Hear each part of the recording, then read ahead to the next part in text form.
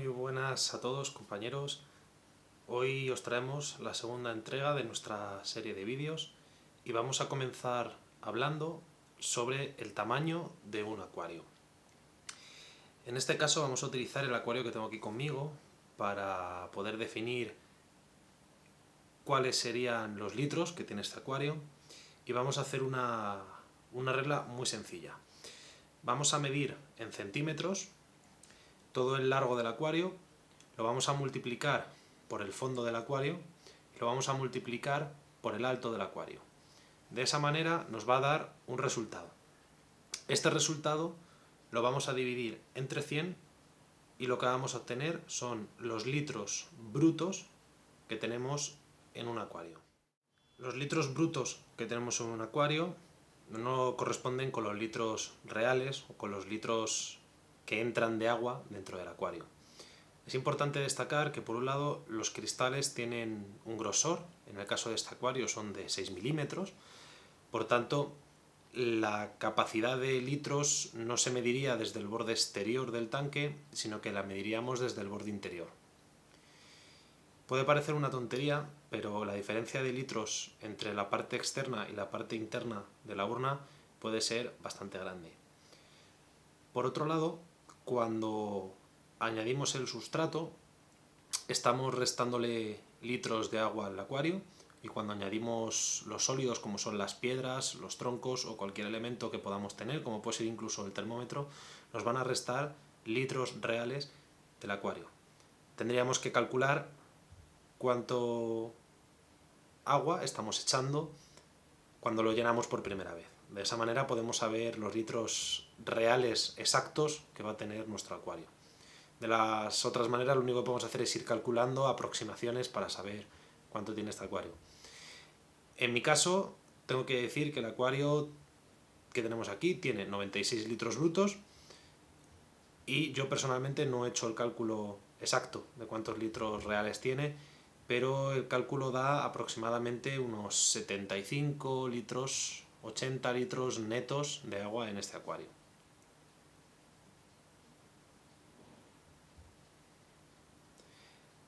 En función de qué valor necesitemos, lo iremos utilizando para calcular otras cuestiones que atañen al acuario. Por ejemplo, la iluminación la vamos a calcular siempre sobre el volumen bruto del acuario.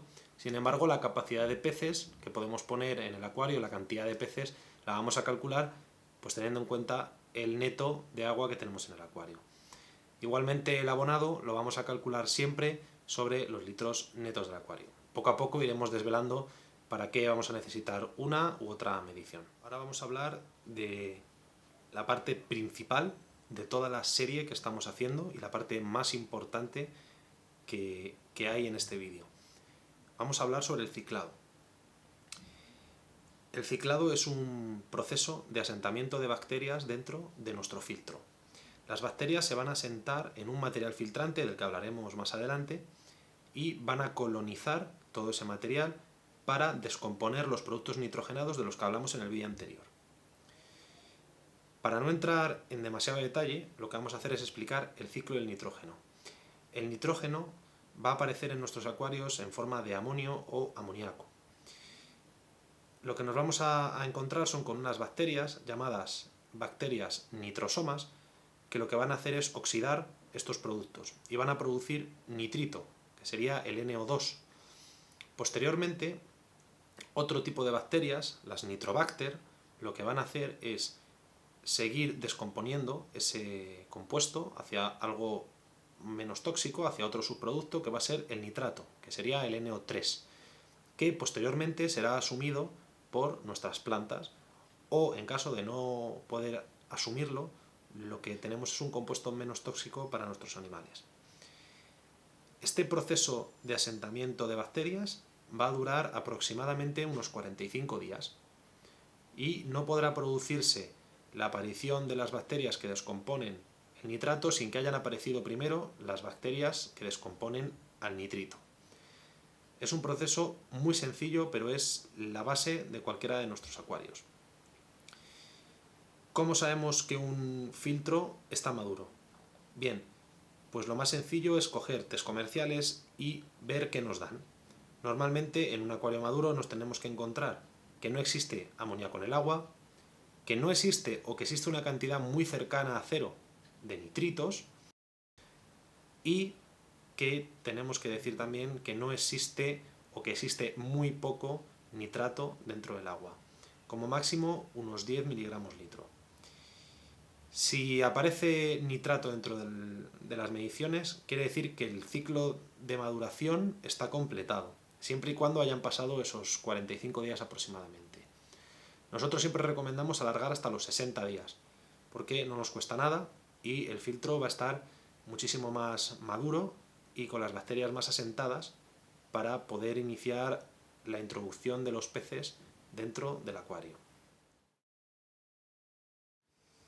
Bien, ahora pasamos a hablar de lo que es un filtro. Cuando nosotros hablamos de un filtro, lo que nos referimos es a la cubeta, al recipiente, donde nosotros vamos a almacenar ese material filtrante sobre el que se van a asentar nuestras bacterias. Si utilizamos la definición correcta de lo que es un filtro, lo que nos vamos a encontrar es que un filtro es un material poroso por el que hacemos circular un líquido para clarificarlo de materia en suspensión. Entonces, estamos utilizando una mala definición de filtro, pero bueno, cabe aclarar lo que estamos hablando para que luego no nos conduzca a errores. Cuando vamos a poner un filtro tenemos que fijarnos en varias cuestiones. La primera de ellas sería saber cuánto filtro tengo que poner, de qué tamaño tiene que ser el filtro. Existe una regla que dice que hay que poner aproximadamente un 5% del volumen del acuario convertido en el recipiente del filtro. Es decir, para un acuario como este que yo tengo aquí, que serían 100 litros brutos, este es uno de los valores que se calculan siempre en bruto para siempre tener material de sobra en el filtro. Pues digamos que para 100 litros habría que tener 5 litros de material filtrante. En el caso de este acuario lo que tenemos son unos 8 o 9 litros más o menos de material. Tenemos más que de sobra, pero en cuanto a la filtración siempre es mejor tener más que tener menos de la necesaria. Luego, otra de las características del filtro, para saber cómo tenemos que elegirlo, un filtro tiene que mover de todo el acuario, tiene que mover aproximadamente 4 o 5 veces cada hora el volumen total del acuario. Es decir, si tenemos un acuario de 100 litros, pues necesitamos que su bomba mueva como mínimo 400 o 500 litros hora, ¿vale? Siempre teniendo en cuenta que el material se obstruye, que las bombas no dan el rendimiento que dicen que dan, porque están en una zona más abajo en el suelo, por tanto tienen que levantar el agua hacia arriba y pierden fuerza. Digamos que si yo necesito mover 500 litros a la hora, lo suyo sería coger un filtro de por lo menos 1000 litros a la hora para poder permitirnos esa pérdida de caudal. Todos los filtros son iguales, ¿vale? Todos los filtros constan de una zona donde incorporar el material filtrante y una bomba por donde va a coger el agua o donde va a expulsar el agua. Luego existen diferentes tipos de filtros, ¿vale? Pero el funcionamiento en todos es el mismo. Por tanto, vamos a explicar los tipos de filtros y luego vamos a explicar cómo colocar el material filtrante. Lo más importante para elegir un filtro es saber del espacio de que disponemos. Existen diferentes tipos y actualmente solo 3 están en uso, que son el filtro interno. El filtro interno se coloca dentro del acuario, va sumergido dentro del agua. Luego tenemos el filtro de cascada, que es un filtro que se coloca, es una especie de mochila que se pone en la zona del acuario, la zona trasera o en un lateral, colgado de la superficie. Y luego tenemos el filtro externo. El filtro externo son estas cajas grandes que se suelen poner justo debajo del acuario, ¿vale? En este caso lo tenemos también en el mueble aquí abajo.